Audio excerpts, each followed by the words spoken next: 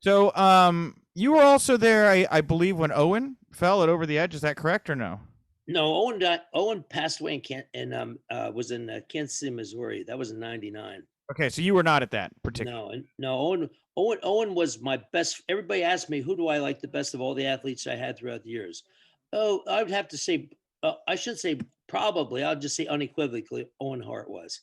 I Okay. mean, Owen Hart gave me, great friendship. Great friendship. I mean, he's been to my place. He was here at my office maybe 75 to 100 different times. Where he spent the night, and great person. Him and his wife, his kids, all phenomenal people. And then, just a tragedy. Just one. What can you say?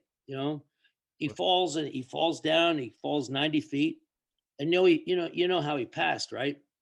I don't know exactly what the medical reason is. Well, what he did is when he passed, he hit one of the turnbuckles there at the side. Sure, I knew that. Yeah. Okay, yeah, and what he did is he lacerated his aorta, which is the big artery off the heart, away from the heart.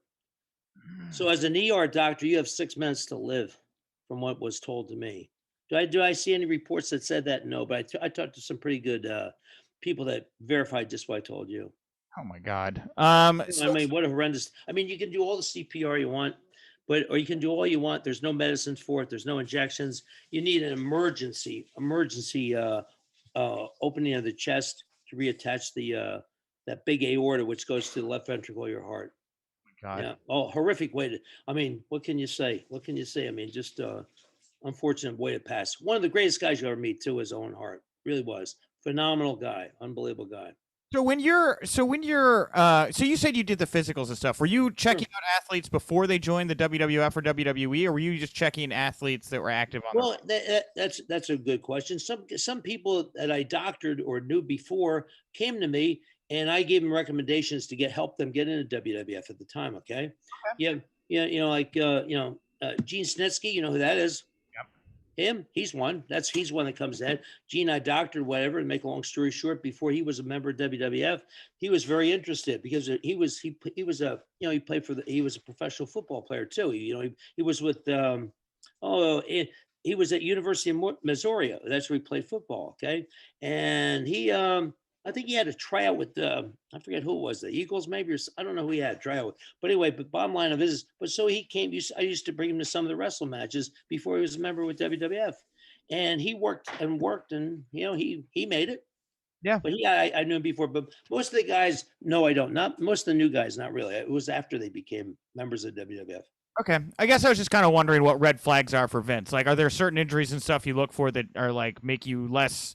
Well, yeah. Well, I think it's like with anything. I mean, you want somebody who has no injuries. Obviously, you want somebody who has no heart problems, no lung problems, no orthopedic problems, back problems, knee problems. Idealistically, that's your ideal type of guy.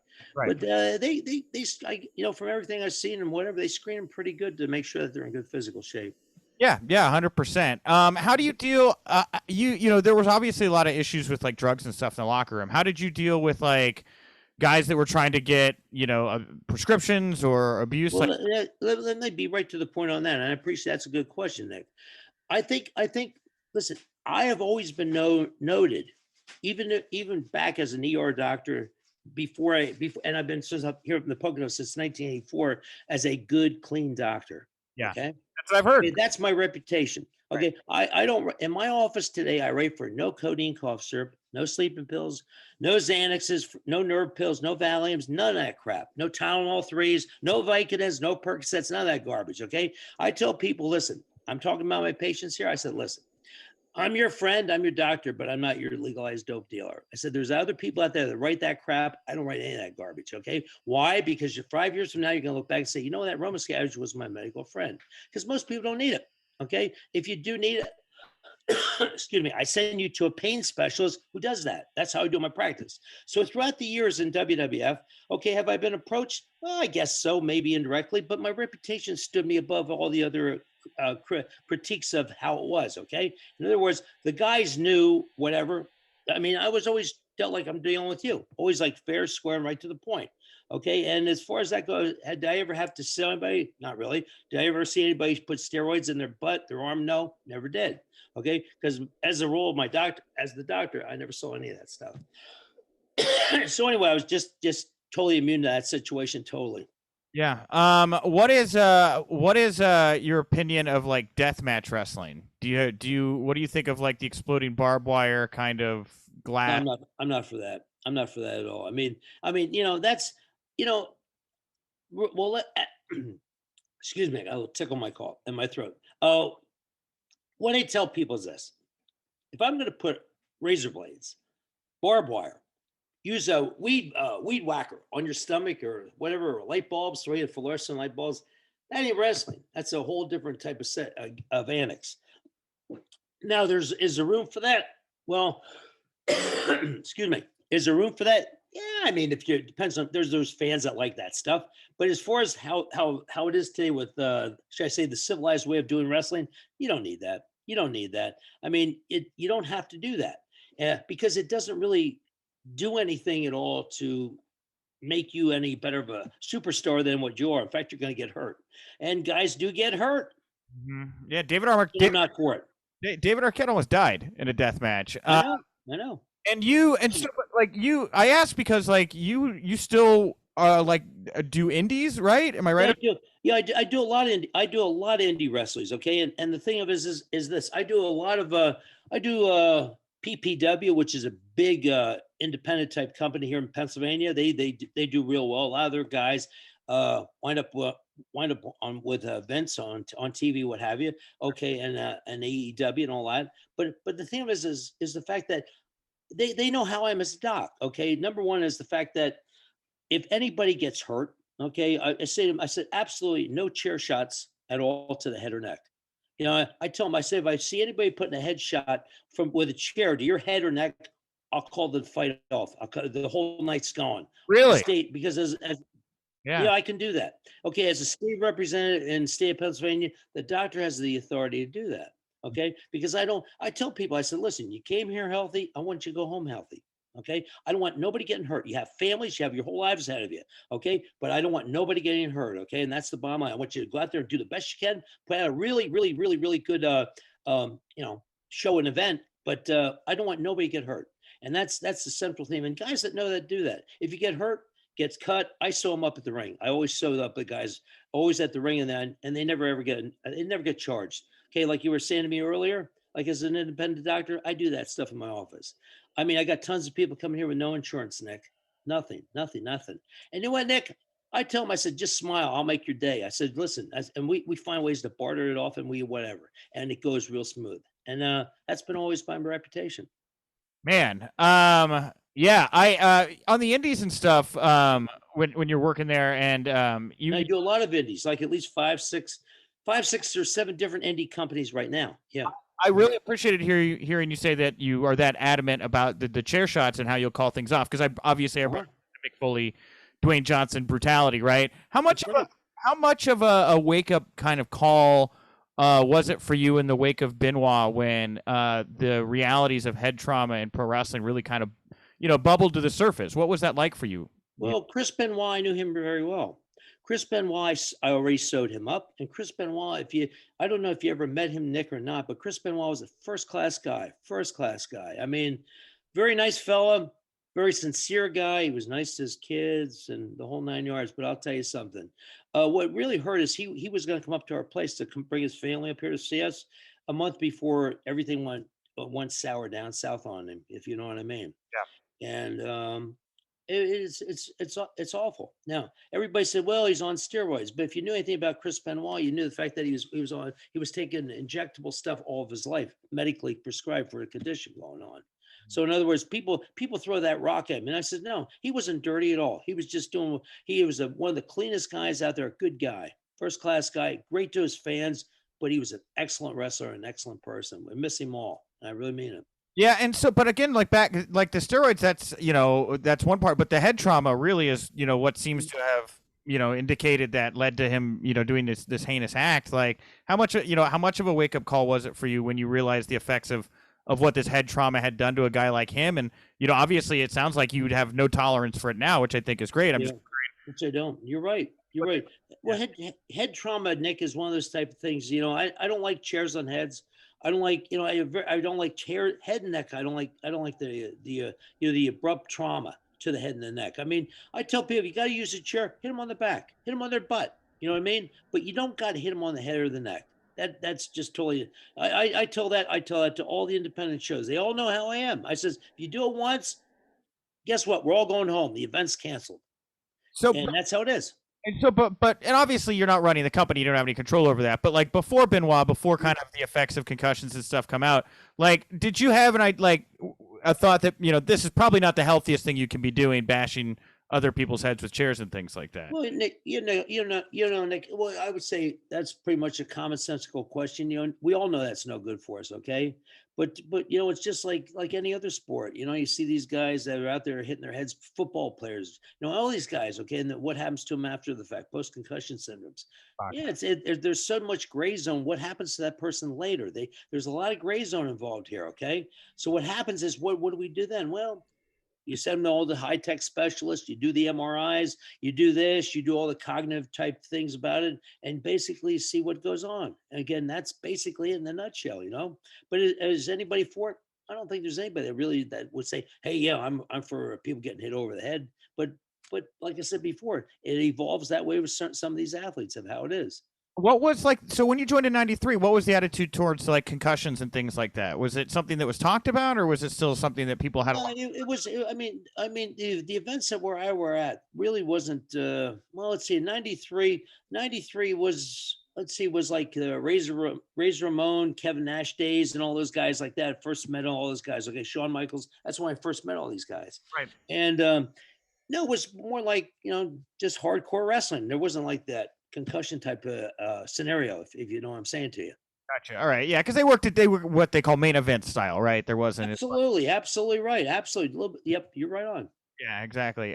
So we talked a lot about kind of like, obviously you were like right there for a lot of crazy moments, but like, what was what was like your favorite positive memory? Like, was it a show or a moment or a match or anything that you really? Yeah, well, I had a lot of those favorable moments. Okay, you know what? I tell you what, almost all of them were favorable moments. I mean, I had a lot of recognition where I had guys that would say to me, "Hey, listen, like, well, for example, Razor Ramon. We all know who Scott Hall is.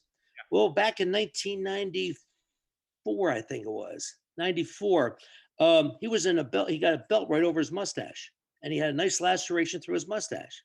And Kevin Nash, he was a match between him and that. Okay, I don't know if you remember that match or no, but it was a house match. Okay. So anyway, to make a long story short, I was the doctor there that night. Okay. And he's bleeding nicely out of the middle of his mustache. Now he doesn't know me, and I know him, but he doesn't really know who I am and what type of doctor I am. So his mustache was part of Razor Ramon. So anyway, to make a long story short, as he looks at me and I said to him, I said, Scott, I said, I want to tell you one thing. No, I call him Razor. Right. I said, because I really didn't know him. I said, I want to tell you something. I'm not going to cut one lousy hair off your mustache. And when I'm done sewing you up, you won't even know I sewed you up. Now you had about an inch and a half, inch and a half laceration that was just parallel, okay, with his mustache. But he was bleeding nice, okay? So anyway, but okay, like that, just like that, exactly. Okay, so it was right from end to end. Okay, so anyway, make a long story short, is then he had to do a TV appearance, or they were shooting some stuff so they needed him done right away. So I took him in the back room, laid him over the table. I said, just lay here, I'll sew you up right now. So I did. But he didn't know that I've already published articles about my technique on how to sew beards and mustaches. He didn't know that. So anyway, I got done with him, right? And I got done with him. I used my special technique, didn't shave one hair off his face. I sewed up and I matched just the suture to exact color of his mustache. So anyway, I got done. I sewed him up, and obviously we became great friends after that. Okay. Wow. Yeah, that was that's what. But I've had many stories. Hunter Hearst Helmsley, Triple H. Sure. Do you remember the Mark Canterbury Pigpen match? Was a in your house match? It's funny you bring that up, because one time I talked to Hunter about this on an NXT media call. I just wanted to get it. Yeah. Well, so you ask him who sewed him up. It was me.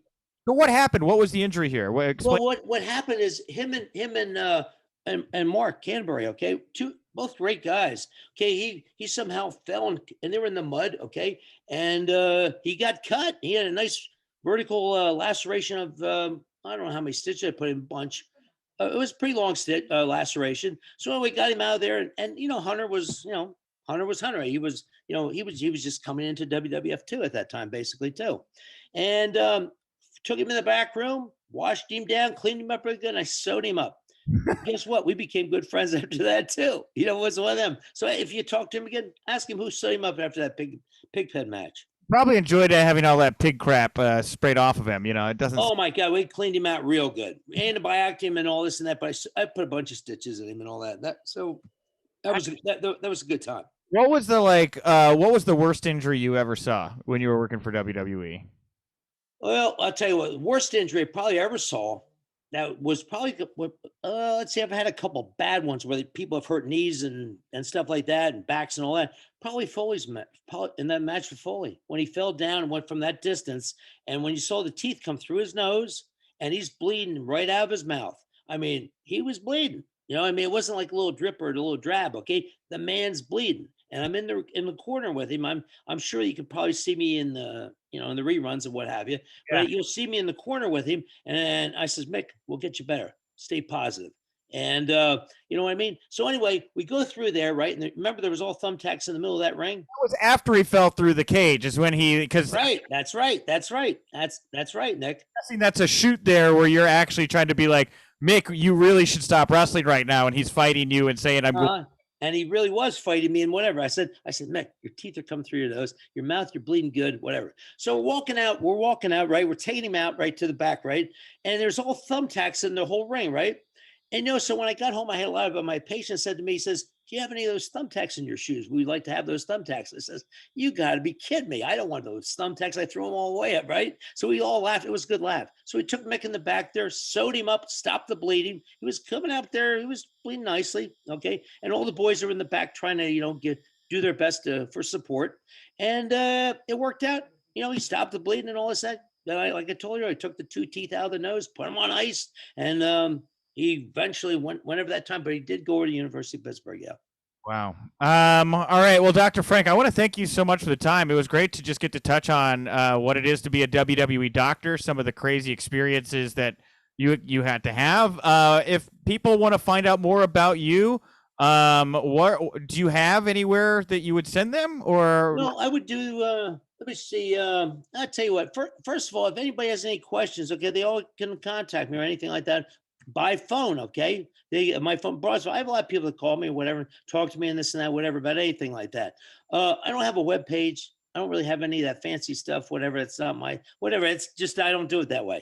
But anyway, the thing is, most people ask me like I'm talking to you. I mean, just have questions and we answer questions. But I got a lot of people that come to my office that aren't even patients of mine, just to look at the outfits for their kids or their dads and whatever. And it's all good. And but if you get a chance, that Wild Turtle Productions, that podcast they did last year, showed, oh my God, stories out of Gazoo. I mean, so many stories, it just doesn't end. But I want to tell you something. The experience as WWF working with Mr. McMahon and his family was awesome. And probably the nicest compliment he ever told me, he says, I like your style as a doctor. He told me that right to my face. In other words, you're under, they watch you, and obviously I hope so. They want to make sure that everything goes right for their guys and girls. And that was a compliment. I like that a lot. That a lot.